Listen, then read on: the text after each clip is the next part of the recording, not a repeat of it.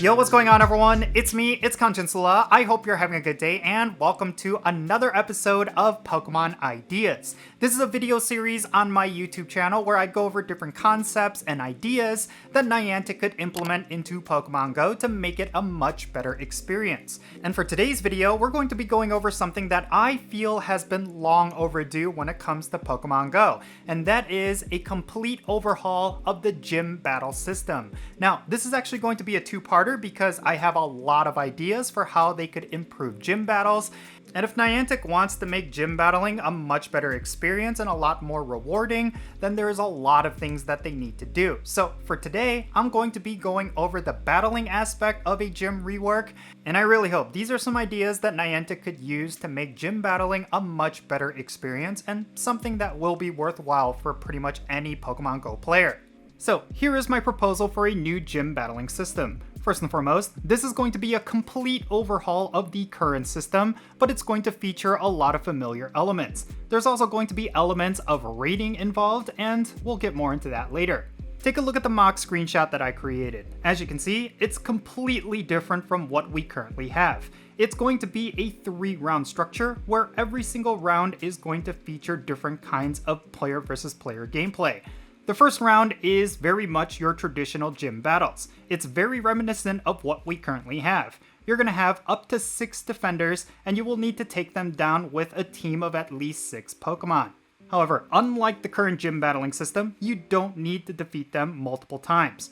Once you take down all the Pokemon in round 1, you will then be moved on to round 2, but there will also be a time limit that will now appear.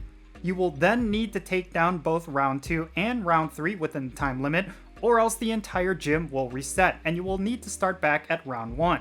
Now, round 2 is going to be just like round 1, but it's only going to be 3 gym defenders. However, this round is going to have certain restrictions. For example, there's not going to be any legendaries allowed, or there's going to be a combat points limit. Regardless of what Niantic could do, this round is meant to be a lot more challenging compared to round 1. Once you defeat all the Pokemon in this round, you will then move on to round 3, which is going to be the gym leader. This round is going to be extremely difficult compared to the first 2 rounds. The gym leader's Pokemon is going to be at max level, and it's going to have a much higher combat point value. And unlike the first 2 rounds, multiple players can help take down the gym leader at the same time. Speaking of which, let's talk about how this system will work with multiple gym attackers. If you jump into a gym and choose to attack that gym, then you're going to be placed into the first round, and you're going to have a separate set of battles compared to other players taking down that gym. The same goes for round 2. It's all going to be individual. You do not have the help of other players, so you will need to take down those Pokemon with any Pokemon in your collection. When all that remains is the gym leader and you click the battle icon, you will be put in a raid lobby where any other player who has reached that round will be able to join you. Everyone in that raid party will now be able to take down the gym leader's Pokemon, but do keep in mind that the gym leader's Pokemon is meant to be a lot more difficult. Like I said, it's kind of like a mini raid, so it's going to have boosted stats, it's going to have increased damage, as well as taking reduced damage from players that are attacking that Pokemon. Once you defeat the gym leader, congratulations, you have defeated that gym. Now, all the Pokemon that are defending that gym are not going to get knocked out right away, and you're not going to be able to place a defender in that gym. This is where this new system is going to differ from the current system. When you defeat a gym, it's going to be marked as defeated, and the next time there is a raid at that gym, it's going to change ownership to a new team once the raid boss despawns from that gym. If it rotates to your team, then you have a chance at becoming one of the gym's new defenders. That's going to be determined by the time it took for you to take down that gym from round 1 all the way to the gym leader. If you're within the top 10 of the times, then you will be selected as a gym leader and you will be able to place a new defender remotely. Now, if at least 10 players within a particular team does not defeat that gym, then it will not rotate to another team. However, every single gym is going to have its own time limit. If at least 10 players from one particular team did not defeat that gym, then after a certain time, that gym is going to gray out and every single one of the current defenders in that gym are going to get automatically knocked out. At that point, any player can go and claim that gym, and that gym is going to convert to whatever that player's team is. But it's essentially going to be dormant until at least 9 other players from that particular team also add a defender. And there's going to be a time limit for this as well. For a gym to be fully active, it needs to have at least 10 defenders within about 2 hours, at which point it's also going to gray out and anyone who is defending that gym is going to get knocked out. It's essentially a self-managing system. If you live in a high population area, you're not going to have such quick turnarounds. But if you live in a low population area, you will still have the benefits of defending a gym, but you don't have to worry about your Pokemon getting stuck in that gym for such exorbitant periods of time because there's no one there to attack that gym.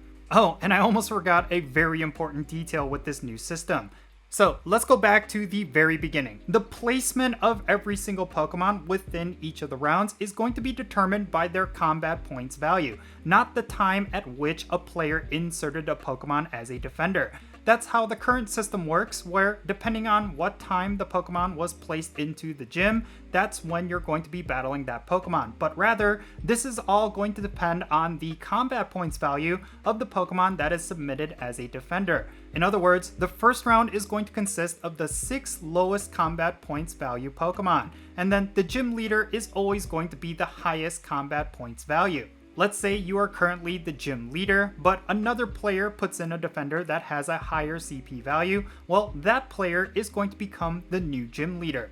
This is how this new system works. It's not going to become an active gym until there are at least 10 defenders, and once there are 10 defenders, each of the rounds are going to be determined by whatever the CP value is for all 10 of those Pokemon. So yeah, there you have it. This is my idea for how they could improve the battling aspect of gym battles. And of course, this is part 1 of 2 videos. The second video that I'm going to be uploading later this week is going to be going over why you should even bother doing gym battles in the first place. Because as of right now, the only real reward for doing gym battles is of course getting free Pokecoins. But I really feel like when it comes to gym battling, you should be able to get a lot more for the effort that you're putting into it. So I'm going to be going over that in the next video, and I really do think that's going to be extremely interesting and you should definitely look out for it. But in any case, that's going to be it for this video. Let me know your thoughts regarding this gym rework system down below. How would you do a gym battling rework? Definitely share those thoughts in the comments and let's have a great discussion. And thank you so much for making it all the way to the end of this video. If you ended up enjoying it, make sure you hit that thumbs up button and subscribe if it's your first time here. And also don't forget that little bell so you can stay up to date on whenever I upload videos. And I want to give a quick shout out to every single patron on my Patreon. You make this channel content possible. If you want to support the Jinsula channel, the absolute best way you could do so is by becoming a paid Patreon member. If you do that, you will get a permanent spot on my in-game Pokemon GO friends list. So when it comes to the friendship system or remote raid battles, if you want to play Pokemon GO with me, then make sure you go and check out my Patreon. And if you want to support my channel in a different way, you could always do so by following me on social media. My handle is @Jinsula, and I'm on the platforms that you see on screen. Make sure you go over there and give me a follow. Alright, and that's going to be it for this video. I'm Jinsula. Be safe, have fun, love yourself. I'll catch you all later.